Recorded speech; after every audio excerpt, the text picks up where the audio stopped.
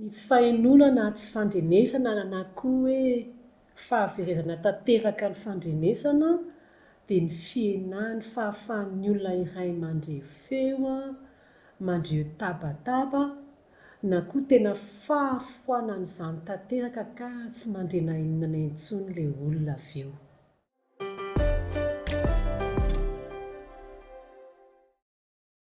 Maro ny antony mety mahatonga ny olona iray marenina fa ny voalohany amin'izany dia ny tarazo izay nolovainy tamin'ny ray aman-dreniny.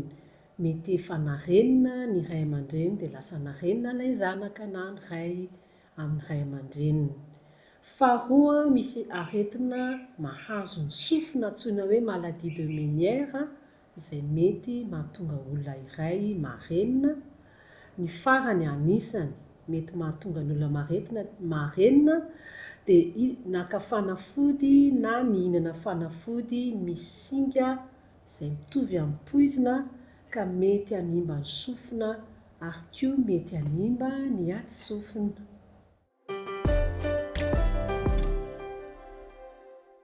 Manampy ny efa voalaza teo aloha dia aretina indray no resantsika.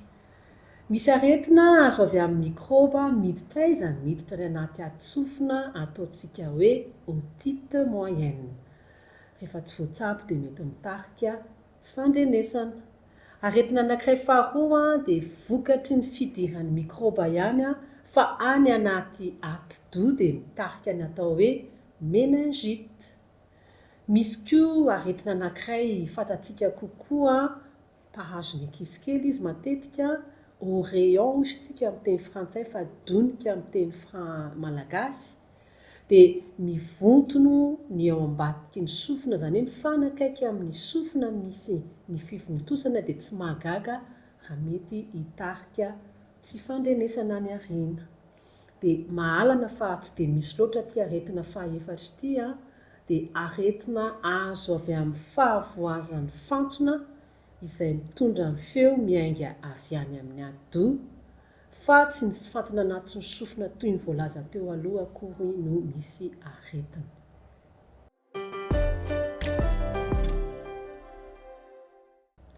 Antony maro no mety mampitranga ny tsy fandrenesana. Ary tsy misafidy ny tsy fandrenesana na ankizy, na lehibe, na tanora, na firy taona ilay ankizy. Ohatra mety tranga ny tsy fandrenesana dia misy virus indray ny resaka eto miditra ao anatin'ny vatan'ilay olona dia mitarika na eo no eo na aoriana kely na any aoriana be mihitsy, aoriana lavitra ny tsy fandrenesana.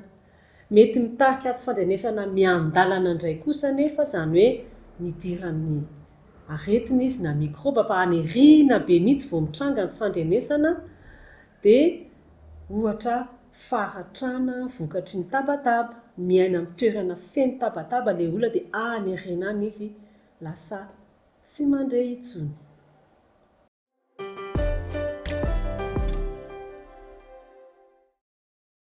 Noho izany fahavoazana izany nefa izy miaina ao anaty fiarahamonina dia tsy mahagaga antsika raha ohatra ka mipetraka izany fanontaniana izany. Rehefa tsy afaka mandray tsara ohatra ny ankizy dia misy fiantraikany amin'ny fivelaran-tsainy izany satria ny fampianarana na ny fahalalana tokony ho azony ati-doha ny ivelarany dia tsy azony ary voafetra dia voafetra toy izany koa izany ny fahafahany manao zavatra satria tsy ampy ny fahalalany. Azontsika resana koa hoe sahirana ny olona anankiray izay tsy mandray tsara raha ohatra ka mifampiresaka amin'ny olona izy na miheno resak'olona dia tsy hoainy, tsy harany ny fizotron'izany resaka izany. Dia eo anivon'ny fiarahamonina tsy ampy ny fampahafantarana ny olona hoe misy anie olona tsy mandray dia lasa mahatsiaro ho voilikilika izy dia tsy takatry ny olona ny zava-manjoa anazy dia mahatsiaro marary azy izany. Dia lesoko anankiray koa satria ianao tsy afaka maheno dia lasa tsy afaka miteny koa dia tsy afaka mifandray amin'ny olona dia tsy afaka mifandray amin'ny tontolo manodidina anao.